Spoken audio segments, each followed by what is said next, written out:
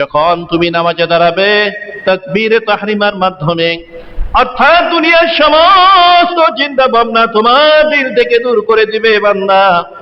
একমাত্র আমি আল্লাহর ধ্যানে তোমাকে মগ্ন করতে হবে। যেমন কোন এক বুজুর্গ বলতেছে আরেক বুজুর্গের কাছে, হযরত আসিফ রাহমাতুল্লাহ আলাইহি হযরত হাতিম রাহমাতুল্লাহ আলাইহির কাছে গেলেন। দুনো বুজুর্গ একে অপরের বন্ধু। এবার হাতিম রাহমাতুল্লাহ আলাইহি হযরত আসিফ রাহমাতুল্লাহ আলাইহি বলতেছে, দোস্ত তুমি আমি আল্লাহর ইবাদতে মগ্ন আছি, তুমি আল্লাহর বুজুর্গ বান্দা, আমিও আল্লাহর বুজুর্গ বান্দা, আমিও আবেদ তুমিও আবেদ। ও দোস্ত একটু তোমার ইবাদতের কারগুজারি যদি আমাকে শোনাতে তাহলে আমি তৃপ্ত পেতাম, হয়তো এখান থেকে কিছু শিখতে পেতাম এবং নিজে আমলে করতে পারতাম।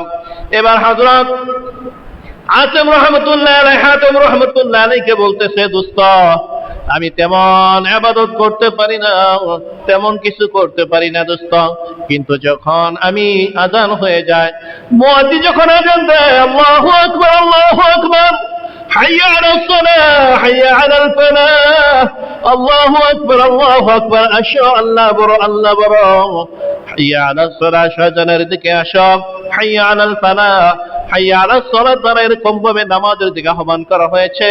এবং নামাজ যদি পড়ো তুমি কি হবে, ও বান্দা তুমি যদি নামাজ আদায় করো হাইয়া আলাল ফালাহ, কারণ নামাজ আদায় করলে তোমার উপর আল্লাহর কল্যাণ রহমত বরকত বর্ষিত হবে, কারণ নামাজের দ্বারা বান্দার কল্যাণ হয়। সুবহানাল্লাহ।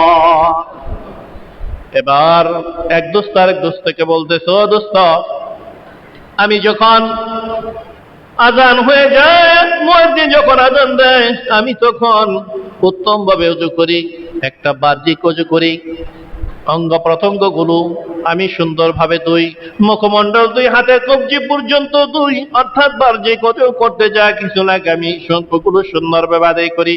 অতঃপর একটা হচ্ছে বাতিনি ওযু, সেটা আমি করি।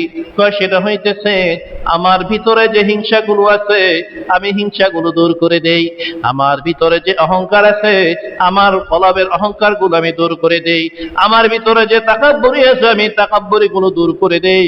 অতঃপর আমার ভিতরে যে এরকম ভাবে আমার ভিতরে যেরকম আমিত্ব আছে আমি আমিত্বকে দূর করে দেই, এরকম ভাবে আমার মধ্যে যে কিনাগুলো আছে আমি কিনাগুলো দূর করে দেই। অতঃপর আমি নামাজে দাঁড়িয়ে যাই। যখন নাকি আমি নামাজে দাঁড়াই, নামাজে দাঁড়ার সাথে সাথে আমি দেখি যখন আমি নামাজে দাঁড়াই আমার ভিতরে এই চিন্তাটা চলে আসে যে যখন আমি নামাজে দাঁড়াই আমার ডানে জান্নাত আমার বামে জাহান্নাম। যদি এরকম ভাবে আমি দাঁড়িয়ে আছি পুসরাতের উপর, ও বন্ধু আমার ইবাদতের মধ্যে যদি ভুল ত্রুটি হয়ে যায়, আমার নামে যে নামাজে দাঁড়িয়েছি আমার নামাজের মধ্যে যদি কোনো ত্রুটি বিচ্যুতি চলে আসে, অর্থাৎ আমার কলবের মধ্যে যদি লোক দেখানো কোনো ইবাদত চলে আসে, শয়তানের দোকানের মধ্যে যদি আমি পড়ে যাই, হয়তো এমন হতে পারে যে আমার ডানে জান্নাত আমার বামে জাহান্নাম এবং পুসরাতের উপর দাঁড়িয়ে আছি।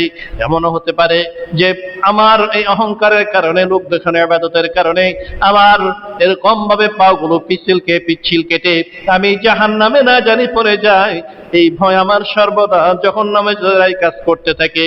এবং 3 নম্বর, 1 নম্বর নামে জান্নাত, 2 নম্বর ভাবে জাহান্নাম, 3 নম্বর পুসরাতের উপরে দাঁড়িয়ে নামাজ পড়তেছি, 4 নম্বর আমার পিছনে মালাকুল মউত, আয় হায় রে কখন জানি আমার মৃত্যু হয়ে যায়। যদি আমার নামাজটা শুদ্ধ না হয়, আল্লাহর রাজামন্দির জন্য না হয়, আমার ইবাদত আমার নামাজ যদি একমাত্র আল্লাহর সন্তুষ্টির জন্য না হয়, আর এমন সময় যদি মালাকুল মউত আমার রূহটাকে টান দিয়ে নিয়ে যায়, আমি কি নিয়ে আমার ওই মালিকের দরবারে হাজির হব? 5 নম্বর হইতেছে যে আমি যে নামাজে দাঁড়ালাম এমন মালিকের সামনে দাঁড়ালাম, এমন মনিবের সামনে দাঁড়ালাম, এমন প্রভুর সামনে দাঁড়ালাম যিনি সমস্ত মালিকের মালিক, সমস্ত বাদশার বাদশা, যিনি আহকামুল হাকিমিন, যিনি মহান আল্লাহ। আমি তো তার গোলাম, আমার মধ্যে কোনো অস্তিত্ব থাকে না, নিজের সমস্ত অস্তিত্বগুলোকে বিলীন করে, নিজের সমস্ত হাস্তিগুলোকে নিস্তি করে, নিজের অহংকারগুলোকে দমিয়ে, নিজের তাকাব্বুরিগুলোকে ধ্বংস করে, নিজের নফসের খাহিসাতগুলো একেবারে মাটির সাথে মিশিয়ে আমার মনিবের সামনে আমি দাঁড়াই।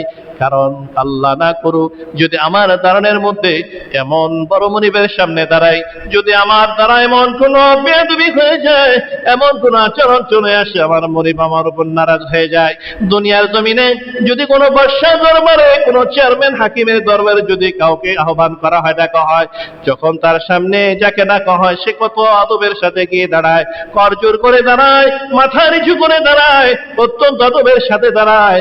চিন্তা করলাম যদি দুনিয়ার বাদশার কাছে, দুনিয়ার মালিকের কাছে, দুনিয়ার মনিবের কাছে গোলাম হয়ে যদি এতটা সম্মানের সাথে আদবের সাথে দাঁড়াতে পারে, তাহলে আমি আহকামুল হাকিমিন সমস্ত মালিকের মালিক, সমস্ত বাদশার বাদশাহ ওই আল্লাহর কাছে আমি কতটা আদবের সাথে দাঁড়াতে হবে আমাকে।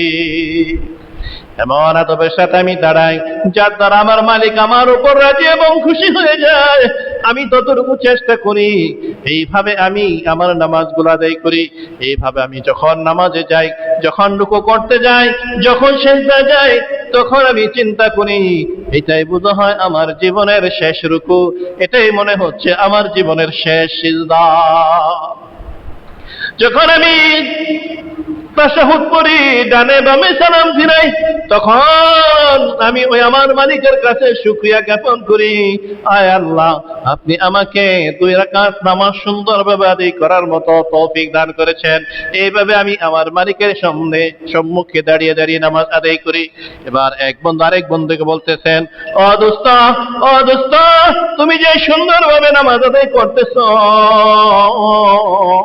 আমার মনে হয় তুমি কতদিন যাবত এইভাবে নামাজ আদায় করা। এবার এক দোস্ত আরেক দোস্তকে বলতেছে, ও দোস্ত, আমি এইভাবে নামাজ আদায় করতেছি দীর্ঘ 30 বছর যাবত। 30 বছর যাবত, একদিন নয়, 2 দিন নয়, দীর্ঘ 30 বছর যাবত আমি এইভাবে নামাজ আদায় করতেছি।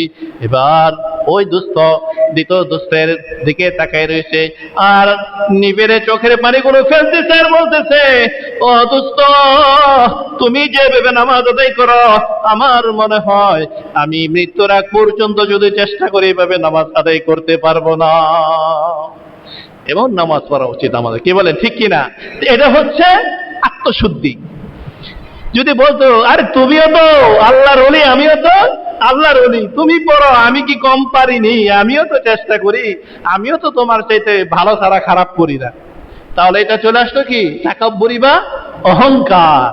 কিন্তু ওই দোস্তের থেকে দেখলো দোস্তে কিভাবে নামাজ আদায় করলো, এরপরে কাঁদতেছে আর বলতেছে, দোস্ত তুমি যেভাবে নামাজ আদায় করো, আমার জীবনে চেষ্টা করে আমি তোমার মতো নামাজ আদায় করতে পারবো না।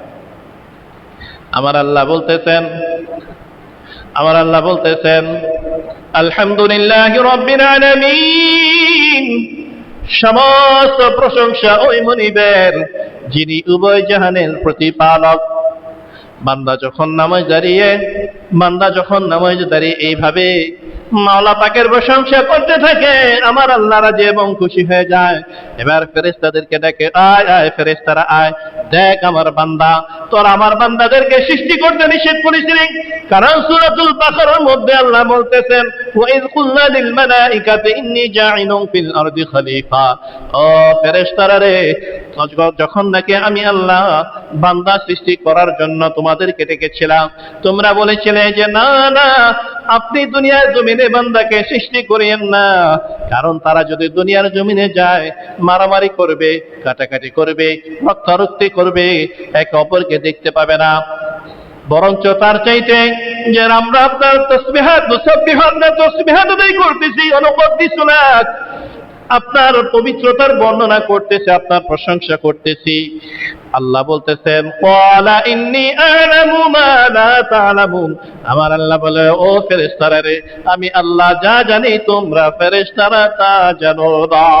ও ফেরেশতারা, আজকে কোথায় তোমরা দেখে যাও আমার বান্দাগুলো আমি আল্লাহর সন্তুষ্টির জন্য, আমি আল্লাহর দরবারে আমার বরত্বের দিকে তাকিয়ে আমার হুকুম পালন করতেছে এবং হুকুম পালন করে সর্বপ্রথম এই আল্লাহর প্রশংসা করতেছে। আলহামদুলিল্লাহি রাব্বিল আলামিন, সমস্ত প্রশংসা ওই আল্লাহর জন্য যিনি উভয় জাহানের প্রতিপালক। সুবহানাল্লাহ। আল্লাহ বলে, যখন বান্দা সামনের আয়াত তেলাওয়াত করে আর রহমানির রহিম, আল্লাহ অতি দয়ালু, শুধু দয়ালু নয়, আল্লাহ অতি দয়ালু, আল্লাহ অতি দয়ালু, শুধু দয়ালু নয়, আল্লাহ অতি দয়ালু। এবার আমার আল্লাহ ডেকে বলে ফেরেশতাদেরকে, ও ফেরেশতারা রে, তোমরা কেন বুঝবা না? আমার বান্দা নিয়ে আল্লাহর রহমের কথা বলতেছে। আমি যে দয়ালু, শুধু দয়ালু বলে নাই, আমার বান্দাগুলো বলতেছে আমি আল্লাহ অনেক দয়ালু, অধিক দয়ালু। মালিক ইয়াউমিদ্দিন, আয় আল্লাহ আপনি বিচার দিনের মালিক, আপনি কিয়ামতের ময়দানে বিচার করবেন। কবি ফররুক আহমদ সুন্দর ভাষায় বলেছিলেন, অনন্ত অসীম প্রেমময় তুমি বিচার দিনের স্বামী, যত গুণগান হে চিরমহান তোমারই অন্তর্যামী। কবি ফররুক আহমদ এত সুন্দর সূরাতুল ফাতিহার ব্যাখ্যা করেছিলেন। ও বন্ধু,